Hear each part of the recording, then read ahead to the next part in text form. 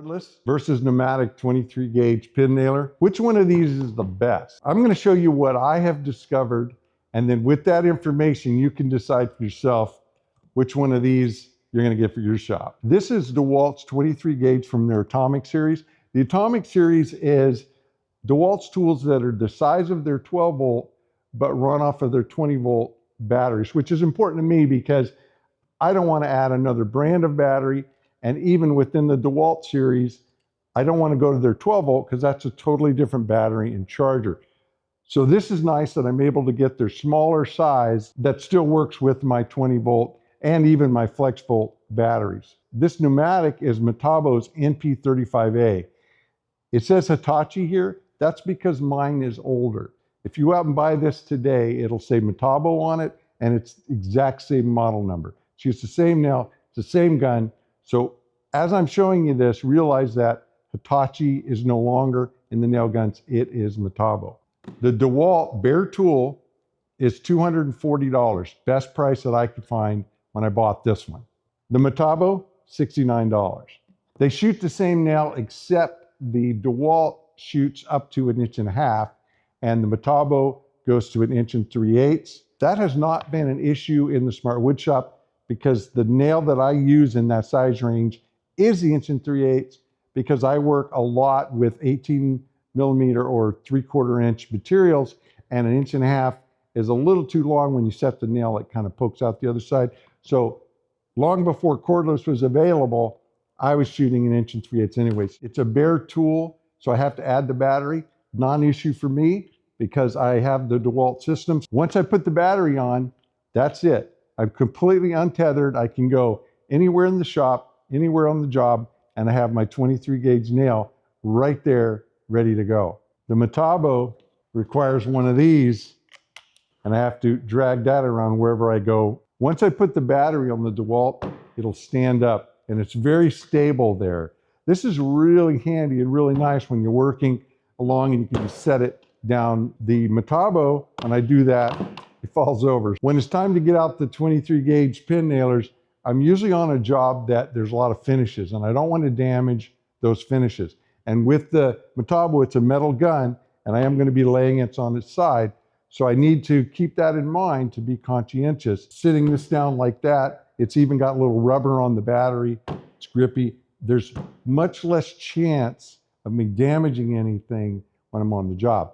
But again, care has to be taken because if I knock it over, that could cause some damage too. It's a pretty weighty gun. Setting the depth of the pin, the Dewalt has a dial right behind this clip out. No tool can dial this up and down to get that pin exactly where you want as far as the depth. The Metabo doesn't have a depth gauge at all, so whatever it shoots, that's what you get. If you get a nail jam with the Dewalt, that same door that you opened for the dial-in depth gauge, you just pop that open. Again, no tools. And this pulls back on a hinge and you can clear the nail. The Metabo, you got to remove these 2 screws. They do provide the hex key right on the side, it's stored on board. And it's not very difficult to pull those off, but definitely takes longer to do that than popping this open. If you're keeping score, cordless right now, other than price, is killing pneumatics. But let's keep going. When you start using a 23 gauge pin, you're in finish. You're not doing anything structural at that point. The holding power of a 23 gauge pin is not going to work in any structural situation. When I'm on the job working on my small cabinet trims or the details or down on the base molding and shoe molding, the kind of things I'd be doing with this gun, little returns that I'm going to glue on, and I want the little 23s to hold them in until the glue dries. This really sort of runs out front because the size of it. If you compare the width, it's over twice as wide, it's over half again as tall, and the weight, there is no comparison. I don't know the exact weight, but this I think is around 4 pounds, and this is around 2 pounds. And you can feel it. This one, even with the air hose attached, is much more nimble, and me getting in and nailing off the little pieces, I can really fit this in there and work it and finesse it. much more so, this becomes a clunky beast at that point. Now I'm going to take a look at using them day in and day out, how to load them, and actually how they set the nail. The Dewalt, you just, one button, you push it and drop these in. That's it, loaded and ready to go. Same thing here, one button, it opens up. Now we'll take a look and see how well they perform. I'm going to use this piece of 18 millimeter, 3/4 inch plywood. Little high set there, that was my fault. I was lifting it while I was still shooting it. Note that on both guns, they can fire without being set. So can be a little dangerous, you want to be careful. Okay, so I just shot 11, not counting the one that I misfired on. On the back side, 11, and actually the one that I lifted up on is there through. So not a single misfire. And if we take a close look, the heads or the holes where they are, looks pretty good. In this material, it definitely need to be filled, but we'll compare it to that and see if those are any smaller. It's going to be the same nail.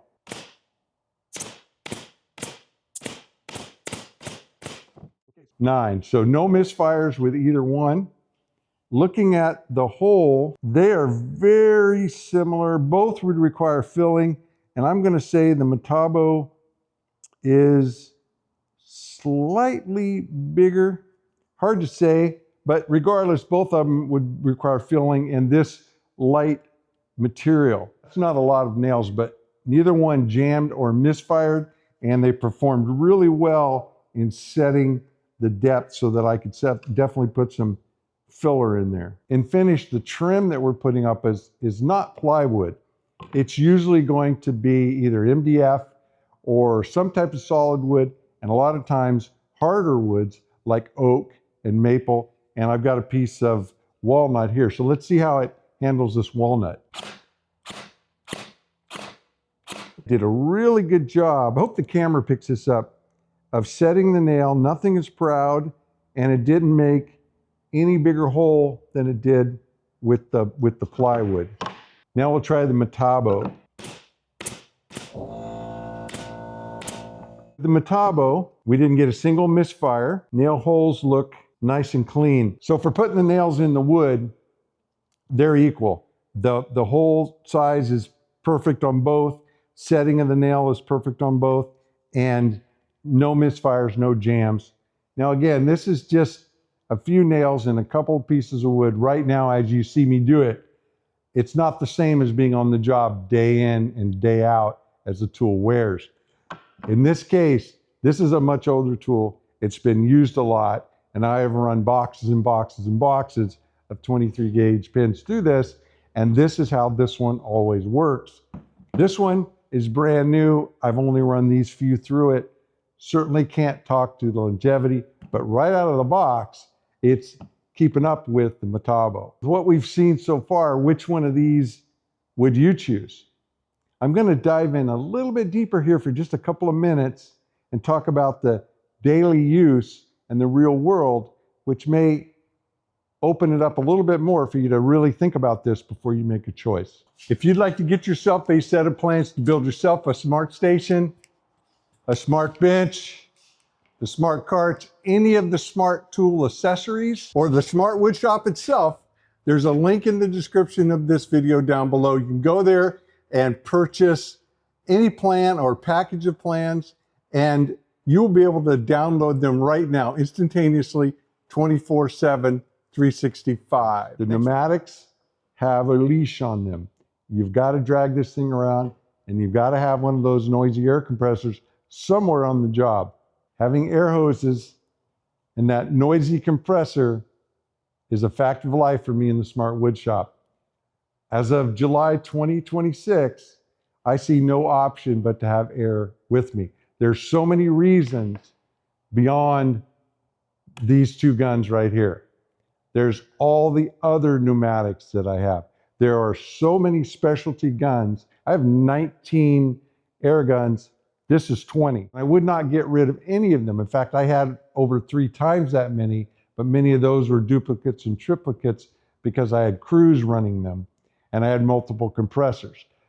But for now, I've got 19 guns that I use solo, and there's not a single gun that I would get rid of. Some of them I don't use a lot, but I have them and they do a great job when I get on the situation they need them.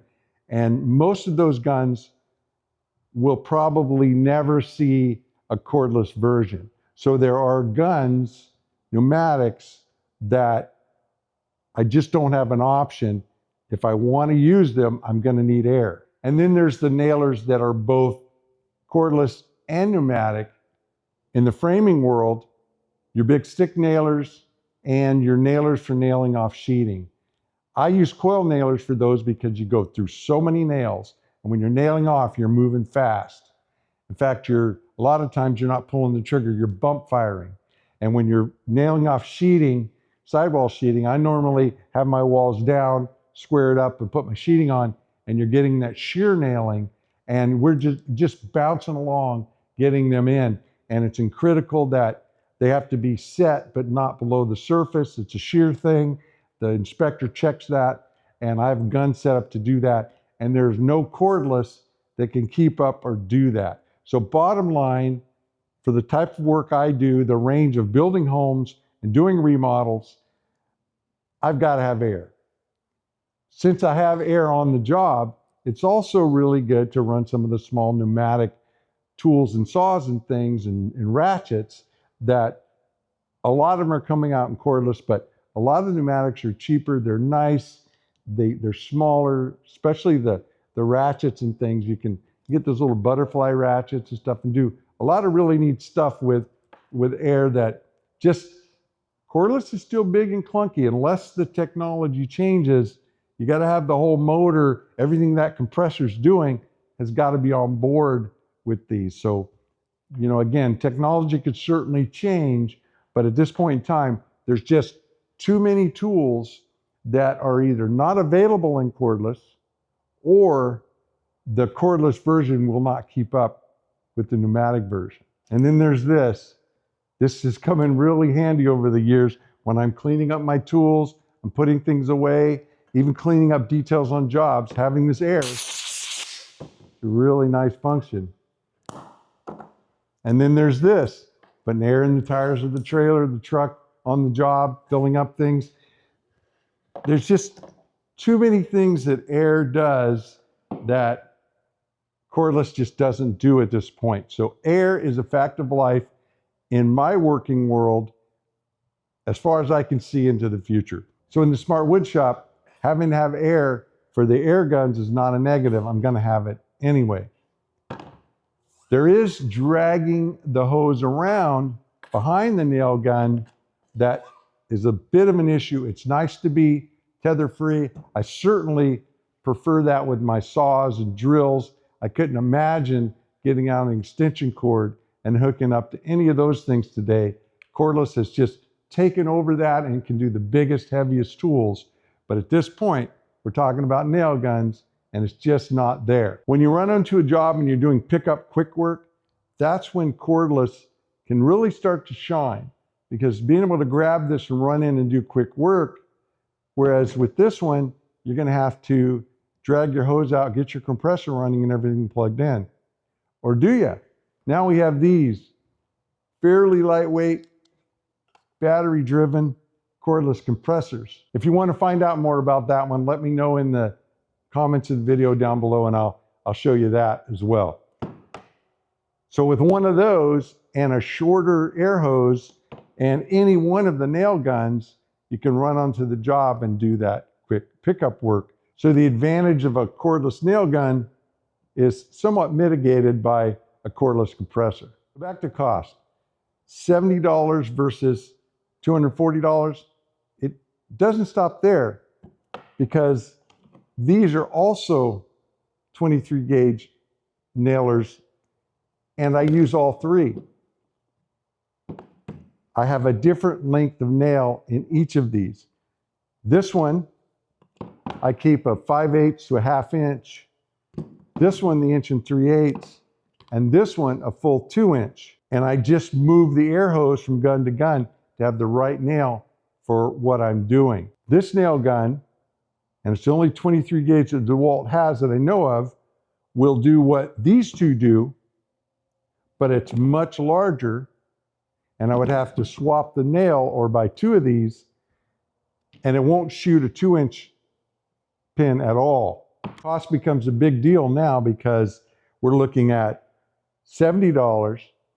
And for sake of today, these are older guns. I would not buy these today. If I were replacing these today, I would get 2 of these because this nail gun and this nail gun shoot the same nail. So I would load the smaller into one and the larger in the other, and I'd just make a mark so I'd know which gun had which nail. The 2-inch, Metabo makes a 2-inch version. It is not $70. It is $150. $150 and $70 twice. So you're looking at $290 for all 3 guns, $240 for one. If you're cost conscious, pneumatic wins hands down. The work I do with 23 gauge, I don't see the cordless offering anything that's of value to me. I will take this gun every single time because I am working on finish, and this is just too big and too heavy for the type of work that I want to do with a 23 gauge. This is all great. This is my opinion. This is my conclusion.